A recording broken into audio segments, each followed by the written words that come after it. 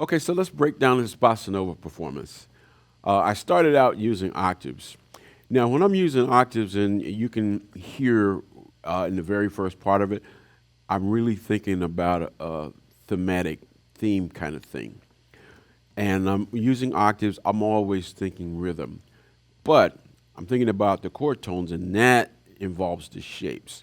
So it allows me to see, like this first shape. Here's the two notes. And then it goes up a half step.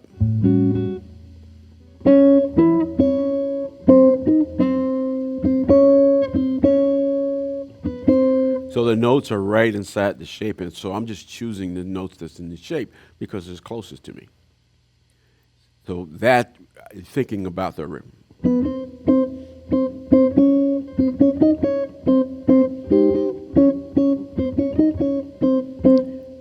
And since the chord's only going up a half step, it makes it easier to create a little rhythmic melody out of it just using the chord shape. So that's one thing that you should check out, using a lot within the shapes. As we've been talking about the shapes all the time, but now you're starting to see what the application is, and it's not just in single notes, it's in everything. So explore that with the octaves as well. Okay, so on that part of this little thing is a device that I use as well, is the extended chord tones on the top of it. So I'm using a rhythm.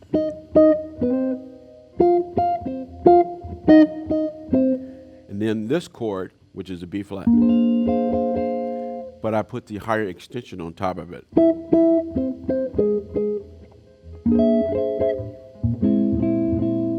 It's like a sharp 11 or flat 5 if you want to call it that. And I just put that chord tone on top when I'm playing the opposites. So they're playing the lower half of the chord, but what I'm playing gives the upper half of it.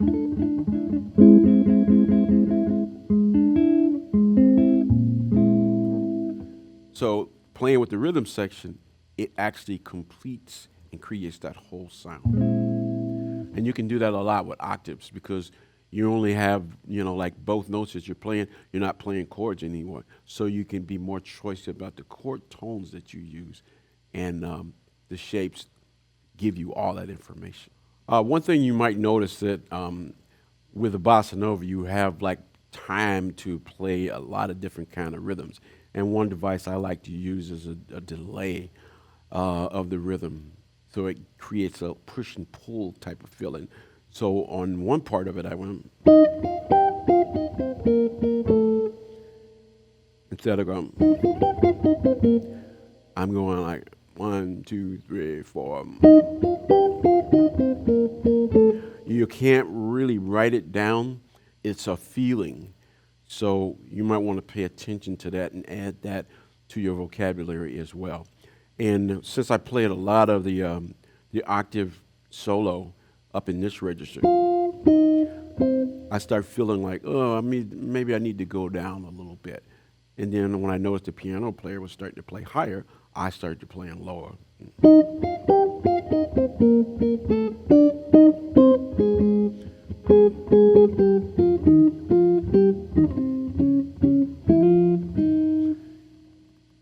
Sounds more uniform when one is high and the other one is low. And that's when the piano player, you're playing with a piano player, that's what happens. So check that out. Okay, now in my second chorus, I started playing the single notes and noticed that I keep my rhythm very, very simple because I want to actually hear the melody and I want to play a melody. So the notes are longer. So I think like I'm playing a horn. I actually have to blow air into it, which means I have to stop picking and just start letting the notes hold and have a really nice tone.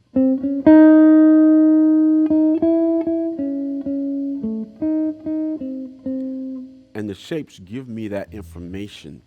So when my first shape is this, and the second shape is this, they're right next to each other. So only thing I have to do is move my hand up a half step and keep the melody going. And keeping it simple, it allows me to pick and choose nice chord tones that's inside the shapes.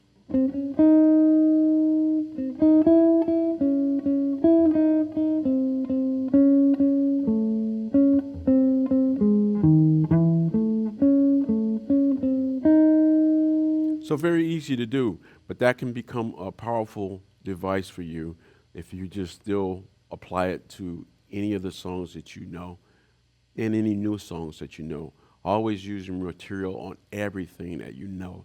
Don't use it on just one thing. Use it on everything. That's when you find out all the variations that it can work in. Okay, so now when we get to this particular chord, the B flat 13 in my single note chorus, there's a little device that I use that's still based on the notes that's in the shape. So if I have this, very easy to play. And keep going down. So I go from the dominant seventh down to the fifth. And you can move that all around. Since the next chord is this, you can actually do this. So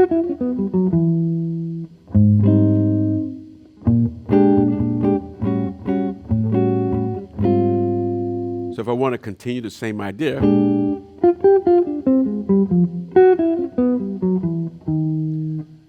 nice little modulation down into the A flat. Okay, so right here, here's another little thing I want to point out. The second time through, this is a device that I always use, and I learned it from the bebop cats that I was growing up with and playing with. And it's just to give your solo space. So when you're having a phrase like we hear,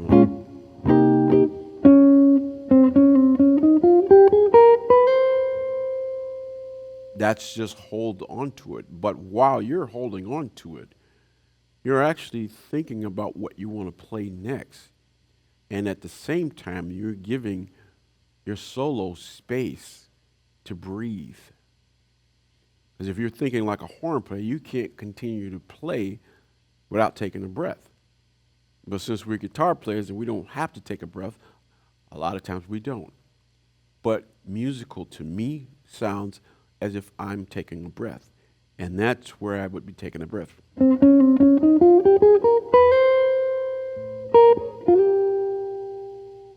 So that might be one thing that you could add to the list of things that you want to think about when you're playing a solo and how you want to pace it. And as I'm starting to wrap up the solo on the second chorus, I always use the phrasing and delay as well. So I'm creating a push and pull type of feeling. One phrase I use,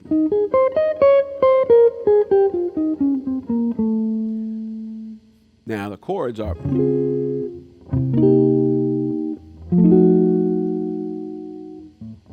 going to the B flat minor chord. So we're playing D flat major seventh, and then C minor seventh, F7 flat 9, and to B flat minor. So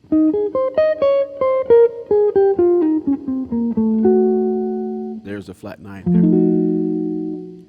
there. And after that, I just ended with the blues. The C minor.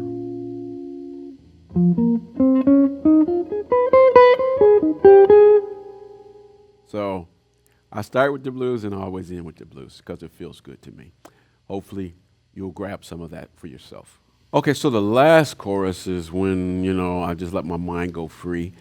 But all the while that's going on, all the elements that we talked about before, rhythm, harmony, and melody, that's now being used into the extreme, where I'm using rhythmic displacement, I'm using a thematic repetition, I'm using the blues, I'm using a whole lot of different colors, flurries of notes, because my imagination is now taking over.